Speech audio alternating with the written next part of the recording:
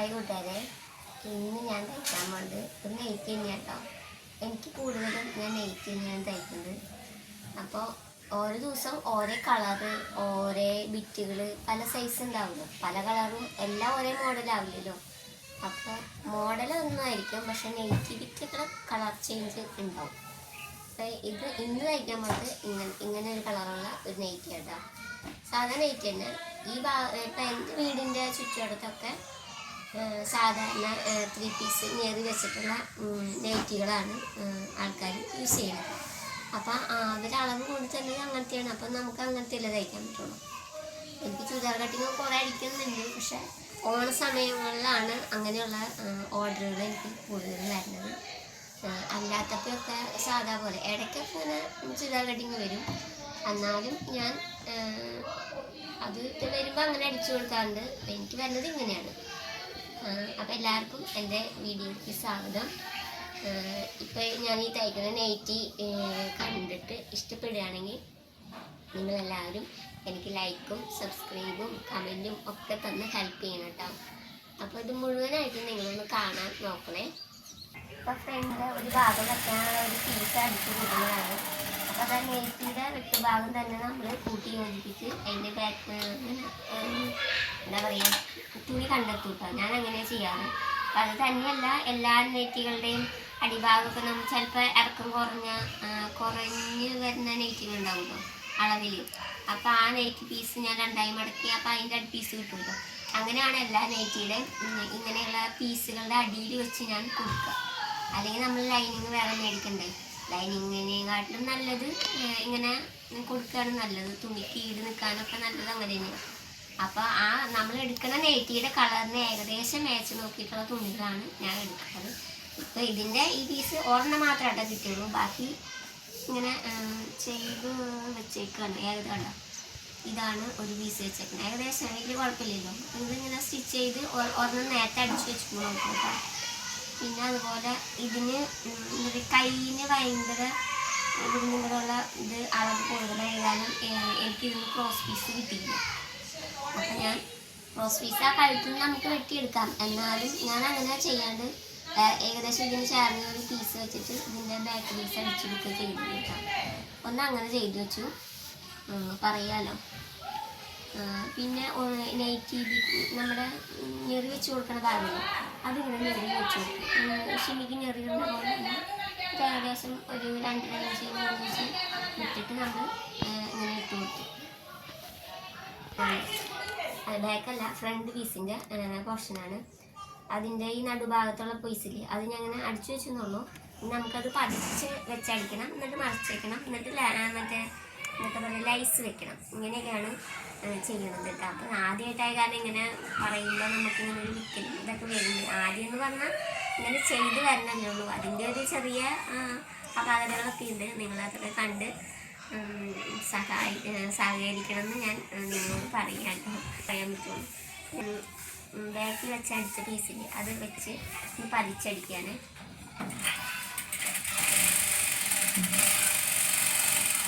അതുപോലെ ഫ്രണ്ടിൻ്റെ ഭാഗമല്ലേ ഒരു വശം അടിക്കാൻ വെച്ചിട്ടില്ലേ, അതും ഞാൻ ഇതിൻ്റെ അതേ ഷേപ്പിൽ വെച്ചടിക്കുന്നത് കേട്ടോ. വേഗം അടിച്ച് കഴിഞ്ഞാൽ ചിലപ്പോൾ അതേ ഷേപ്പിൽ തന്നെ നമ്മൾ അടിച്ച് എടുക്കുമ്പോഴാണ് നമ്മൾ മറിച്ച് വെക്കുമ്പോൾ അതിന് ആ ഷേപ്പ് കിട്ടുള്ളൂ. വേഗം അടിച്ചത് ശരിയാവില്ല. അതുകൊണ്ടാണ് എനിക്കങ്ങനെ പറ്റില്ല. അതുകൊണ്ടാണ് ഇത്. എന്നിട്ട് നമ്മൾ വെച്ചെടുത്ത പീസില്ലേ അത് കട്ട് ചെയ്ത് കളയണം കേട്ടോ.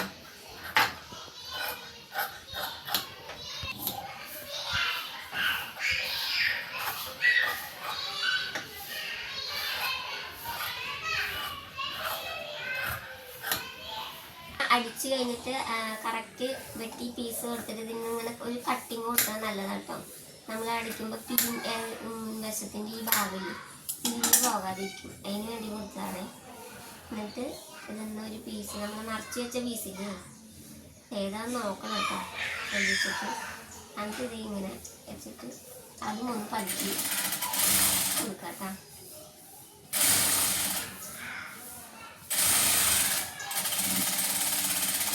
ചെയ്തതിന് ശേഷം ഞാൻ എന്താ ചെയ്യാന്ന് വെച്ചാൽ ഇങ്ങോട്ട് മറിച്ച് ഇതിനൊക്കെ ഷേപ്പൊക്കെ ആക്കി സെറ്റാക്കും. അങ്ങനെയാണ് ആദ്യം ചെയ്തത്. ലൈസ് വെക്കണ്ടേ ഇങ്ങനെ ബ്ലാക്കും വൈറ്റുള്ള ലൈസാണ് ഞാൻ എല്ലാത്തിനും കൊടുക്കാറ്. വേണമെന്ന് പറയുകയാണെങ്കിൽ മാത്രം അതിൽ വെച്ച് കൊടുക്കും. ഈ ചേച്ചിക്ക് അത് ഇഷ്ടമാണ്, അതുകൊണ്ട് ഞാൻ അതിൽ വെച്ച് കൊടുക്കും കേട്ടോ.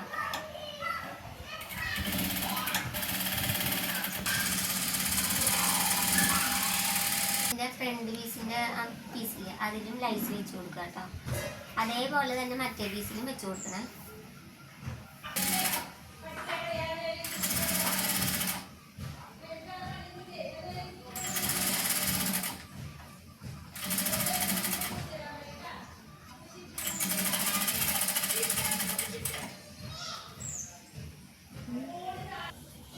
എന്നിട്ട് ഇങ്ങനെ കാണിക്കും വേണം. ആ 2 പീസും വെച്ചടിച്ച് കഴിഞ്ഞിട്ട് അതിൻ്റെ ഒരു ഷേപ്പിൽ നമ്മൾ കഴുത്തിൻ്റെ ഭാഗം ഏകദേശം അളവും കാര്യങ്ങളൊക്കെ നോക്കി ഇങ്ങനെ വെച്ച് നോക്കും കണ്ടോ.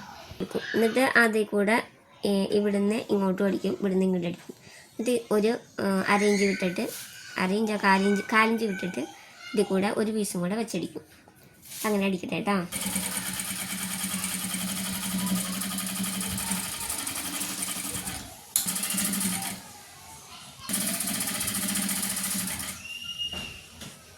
കഴിഞ്ഞു കേട്ടോ.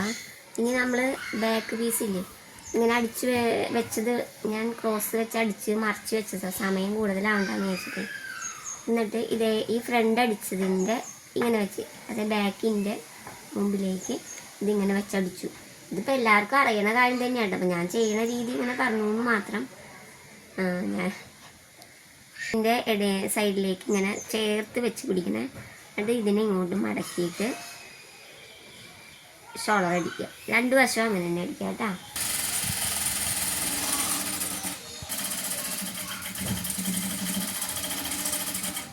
ഷോളർ അടിച്ചിട്ടുണ്ട്. എന്നിട്ട് അതിനെ ഇങ്ങനെ ഇപ്പുറത്തേക്ക് മറിച്ച് വെച്ചിട്ട് ഇങ്ങനെ ഫിനിഷ് ആക്കുക ഉണ്ടാവും.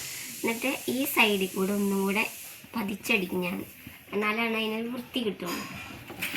ഞാൻ എല്ലാത്തിൻ്റെ അങ്ങനെ ചെയ്ത് കൊടുക്കാറുണ്ട്. അടിച്ചില്ലെങ്കിലും കുഴപ്പമൊന്നുമില്ല. എന്നാലും നമ്മൾ ചെയ്യുന്ന കാര്യങ്ങൾ വൃത്തിയാക്കി ചെയ്ത് കൊടുക്കാനാണ് എനിക്കിഷ്ടം. ബാക്ക് വെച്ച് അടിച്ചിട്ടുണ്ടായിരുന്നില്ല, അപ്പോൾ അത് പതിച്ച് വെച്ച് അടിച്ചിട്ടില്ലേ ക്രോസ് പീസ്. അത് കണ്ടോ ഇങ്ങനെ ഇരിക്കണം. അത് നമ്മൾ അതേ ഷേപ്പിൽ തന്നെ നമ്മൾ അടിച്ചു കൊടുക്കുക. കഴുത്തില്ലേ ബാക്ക് പീസ് അതിങ്ങനെ അടിച്ചു കൊടുക്കുക. എന്നാലാണ് ബാക്കിൻ്റെ അവിടെ കണ്ട കറക്റ്റ് നല്ല വൃത്തിയിൽ ഇരിക്കുള്ളൂ. അതിന് വേണ്ടിയിട്ടാട്ടോ, നല്ല വൃത്തി ഉണ്ടാവുള്ളൂ. ഒരേ ഷേപ്പിൽ അടിക്കാൻ നോക്കുക കേട്ടോ. ഇങ്ങനെ അടിച്ചു നല്ല കണ്ടോ നല്ല വൃത്തിയിൽ ഇരിക്കുന്നുണ്ട്. പിന്നെ ഇതിൻ്റെ ഈ ബാക്ക് പീസിൻ്റെ ഷോളറിൻ്റെ ഭാഗം കണ്ടോ ഒരു 3/4 ഇഞ്ച് കൂടുതൽ നിൽക്കണം. അത് നമ്മളിങ്ങനെ വെട്ടി കളയണം കേട്ടോ. ചേർത്ത് വെട്ടി ഇങ്ങനെ കളയണം. അപ്പം ഞാൻ ഇതിൻ്റെ അളവിൽ തന്നെ ഇങ്ങോട്ട് മറിച്ച് വെച്ചിട്ട് എല്ലാം കറക്റ്റാക്കി വെക്കണം. എനിക്ക് സ്പീഡിൽ ചെയ്യാൻ ഇത്ര ഇതില്ല, അറിയില്ല, അതാണ് സത്യം. നിങ്ങളിതൊക്കെ അറിയണവർ കണ്ടിരിക്കുക, അറിയാത്തവർ നോക്കിയിരിക്കുക. നമ്മളും അറിയാതിരുന്ന ആൾ തന്നെയാണ് കേട്ടോ, അറിഞ്ഞിട്ടൊന്നല്ല. ഇത് നമ്മൾ ഓരോരുത്തരെയും നമ്മൾ പഠിച്ചെടുക്കുന്നതാണല്ലോ. അപ്പോൾ ഇതിങ്ങനെ മടക്കി വെച്ചുകൊണ്ട് അപ്പോൾ ജസ്റ്റ് നോക്കി 4 ഇഞ്ച് ഇങ്ങനെ കൂടുതൽ നിൽക്കണുണ്ട് ഈ സൈഡ്. ആ സൈഡ് നമ്മൾ ഇങ്ങനെ വെട്ടിക്കളയും, ചോക്ക് വെച്ച് വരച്ച് വെട്ടിക്കളയും കേട്ടോ. ഈ ഇതിൻ്റെ ഫ്രണ്ട് പീസിൻ്റെ ഈ മൂലഭാഗമില്ലേ അതേ ഷേപ്പിൽ തന്നെ ബാക്ക് വശവും വെട്ടി ഷേപ്പ് ആക്കണേ. അല്ലെങ്കിൽ ഫ്രണ്ടും ബാക്കും ഇങ്ങനെ കയറി ഇറങ്ങി നിൽക്കുമ്പോൾ നമ്മൾ ഇടുമ്പോൾ ഒരു ചെറിയൊരു വ്യത്യാസം ഉണ്ടാവും. ഇല്ലെങ്കിലും കുഴപ്പമില്ല, ഞാൻ വെട്ടാറുണ്ട്. അതാണ് ഞാൻ പറഞ്ഞത്, ഞാൻ ചെയ്യണ രീതികളാണ് കേട്ടോ ഞാൻ പറയുന്നത്. അത് വെട്ടി കളഞ്ഞു. ചെറിയ ഉണ്ടാവും ബാക്ക് കൂടി നിൽക്കണുണ്ട്, അപ്പോൾ അത് നമ്മൾ വെട്ടി കളയും. അപ്പോൾ രണ്ടും ഒരുപോലെ ആവുമല്ലോ. മൂല കൂട്ടി അടിച്ചിട്ടുണ്ടായിരുന്നു, എന്നാലും ഒന്ന് അടിക്കുക കേട്ടോ. കുറച്ച് ഞെറി വെക്കാണ്ടായിരുന്നു, അതൊന്ന് ഞെറി വെക്കണതാണ്. ഞാനിങ്ങനെ ഞെറി വെക്കുന്നത് കേട്ടോ. ഇത് മുള്ളമന്നിയുടെ എന്താ പറയുക മുള്ളാട്ട. എനിക്കിത് കിട്ടിയില്ലെങ്കിൽ ഇങ്ങനെ ഞെറി വെക്കാൻ ഭയങ്കര ബുദ്ധിമുട്ടാണ്. ഇത് കാണാണ്ടാകാം, അത് ഭയങ്കര ഇഷ്ടമാണ്. എൻ്റെ വീട് കാവിൻ്റെ ഫോറസ്റ്റ് ഏരിയയുടെ ഭാഗമാണ്. അപ്പോൾ പറമ്പിലൊക്കെ ആവശ്യങ്ങൾ വന്നു പോകുമ്പോൾ കൊഴിഞ്ഞ് വീഴുന്നതാണ്. അങ്ങനെ കിട്ടിയതാണ്. അത് ഇതിലേക്ക് യോജിപ്പിക്കുക. നമ്മൾ ഞെറി വെച്ച ഈ പീസ് ഈ ഫ്രണ്ട് പീസിൻ്റെ ഇങ്ങനെ വെച്ചിട്ട് യോജിപ്പിക്കുക. അത് ആദ്യം ഞാൻ ചെയ്യണത് ഇത് കറക്റ്റാണോ നോക്കുക, ഏകദേശം ഒരു കറക്റ്റാണോ എന്ന് ഇങ്ങനെ വെച്ച് പിടിച്ച് നമ്മൾ നോക്കുക. അല്ലെങ്കിൽ നമ്മൾ ഞെറി വെച്ച് ചിലപ്പോൾ കൂടാനും കുറയാനൊക്കെ വഴിയുണ്ട്. നല്ലോണം അറിയുന്നവർക്ക് അതിൻ്റെ ആവശ്യമൊന്നുമില്ല, പക്ഷേ എനിക്ക് അങ്ങനെ അത്ര അറിവില്ല. അപ്പോൾ ആ ഒരു രീതിയിൽ ഞാൻ ചെയ്യുന്നത്. ഇത് കണ്ടോ, ഇതിപ്പോൾ ഫ്രണ്ടിൻ്റെ ഈ ഞെറി ഭാഗം കൂടുതലാണ്. അപ്പോൾ ഞാൻ എന്ത് ചെയ്യും, ഇതിൻ്റെ വശം ഒന്നും കൂടെ ഞെറിയിട്ട് കൊടുക്കും. അപ്പോൾ സെയിമായി ഒന്നും കൂടെ ഇട്ട് കൊടുത്തിട്ടാ ഇരിക്കുകയാണ്. ഇത് നമ്മൾ ആ ഫ്രണ്ട് പീസിൻ്റെ അതേ ഷേപ്പിൽ തന്നെ ഞെറി വെച്ച് കൊടുക്കണം, എന്നാലാണ് ആ ഷേപ്പ് വൃത്തിയിൽ കിട്ടുന്നത്.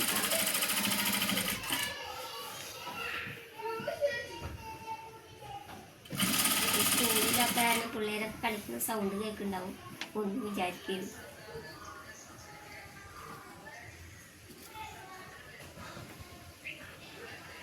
ഞെറി വെച്ചാൽ കറക്റ്റായി. 2 പ്രാവശ്യം ഇതുപോലെ പതിച്ചടിക്കണേ. ഇതിൻ്റെ അരികിൽ കൂടെ ഞാൻ 2 അടിപ്പ് കൊടുക്കാറുണ്ട്. ഒരടിപ്പ് അരികിൽ കൂടെയും കൊടുക്കും, 4 ഇഞ്ച് വിട്ടിട്ട് ഇപ്പുറത്ത് കൂടെയും കൊടുത്തിട്ടാണ്.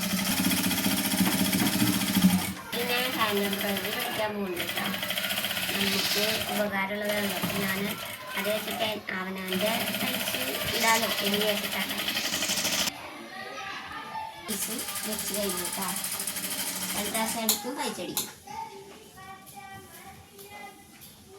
അടിക്കാൻ പോവാണ്. കൈ വെട്ടിച്ചിട്ടുണ്ടെങ്കിൽ അത് ഇതിലേക്ക് വെച്ചെടുക്കുക കേട്ടോ. പകുതിയിൽ നിന്ന് നടുഭാഗം നോക്കി പകുതിയിലായിട്ടത് വെക്കുക.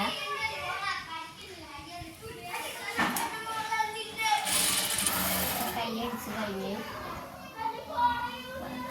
മേൽഭാഗം പീസ് പതിച്ചെടുക്കണം കേട്ടോ.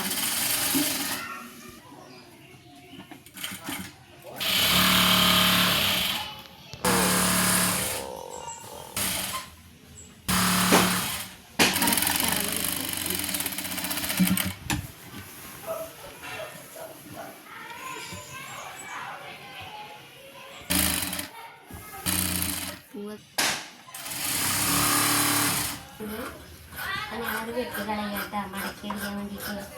ഒരു 3.4 ബിറ്റിൻ്റെ ആയിട്ടിട്ടുണ്ട്. അത് എഴുതിയാൽ പൊക്കം കുറവും. എത്ര പീസ് ബാക്കി കണ്ടു.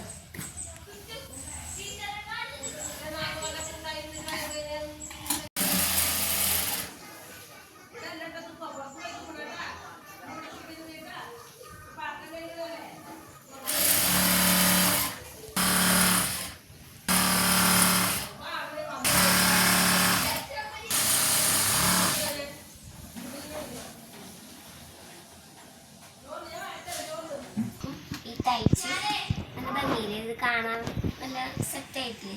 അപ്പോൾ ഇത് കണ്ട് ഇഷ്ടമായ ലൈക്കും സബ്സ്ക്രൈബും ചെയ്യണം കേട്ടോ. ഇത് ഇവിടെ വെച്ചൊന്ന് ആ ചേച്ചി 4 ഉൾപ്പെടുത്തു എൻ്റെ കയ്യിൽ നിന്ന്. അപ്പോൾ ഒന്ന് ഇത് കണ്ട ഭംഗിയില്ലേ. പിന്നെ